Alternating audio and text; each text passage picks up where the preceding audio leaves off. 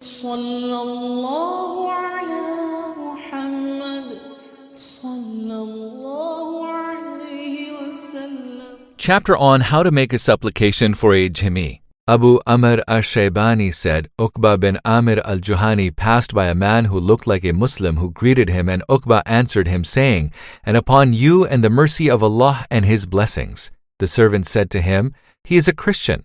Uqba rose and followed the man until he caught up to him. He said, "The mercy of Allah and His blessings are for the believers, but may Allah make your life long and give you much wealth and many children." Ibn Abbas said, "If Pharaoh had said to me, 'May Allah bless you,' I would have said, 'And you,' but Pharaoh is dead." Abu Musa said, the Jews used to sneeze in the presence of the Prophet, peace be upon him, hoping that he would say to them, "May Allah have mercy on you," but he would say, "May Allah guide you and put your affairs in order."